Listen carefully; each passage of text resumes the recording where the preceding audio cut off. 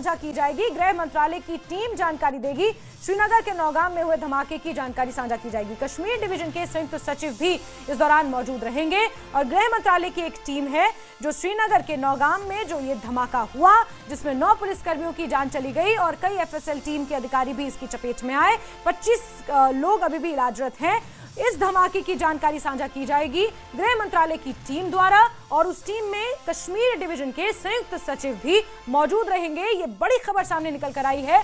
गृह मंत्रालय की टीम इसकी जानकारी देगी।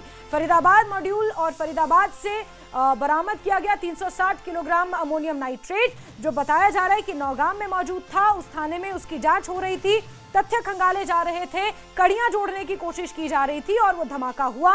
सुबह 10:30 बजे गृह मंत्रालय की प्रेस कॉन्फ्रेंस होगी और हमारे सीनियर एडिटर तेजेंद्र सिंह सोडी जी इस वक्त फोन लाइन पर जुड़े हुए हैं। सोडी जी, इस बैठक को लेकर, इस जानकारी को लेकर क्या कुछ सामने निकल कर आया है जो ये प्रेस कॉन्फ्रेंस होगी 10:30 बजे?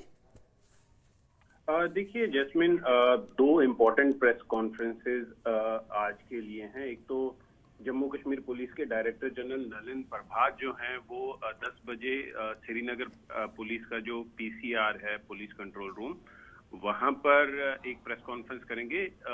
जो ये ब्लास्ट हुआ है रात को, जिसमें लगभग अभी तक जानकारी ये मिल रही है कि 9 लोग मारे गए हैं और लगभग 29 के करीब लोग घायल हैं, जिसमें कुछ सीरियस भी हैं अभी, उसके बारे में डिटेल देंगे। और उसके बाद एक और इम्पोर्टेंट प्रेस कॉन्फ्रेंस है लगभग 10:30 बजे के करीब, ये दिल्ली में होगी, जहां पर joint secretary Jammu and Kashmir division जो है मिनिस्ट्री ऑफ होम अफेयर्स के, वो मीडिया को ब्रीफ करेंगे नौगाम पुलिस स्टेशन में जो धमाका हुआ है उसके बारे में।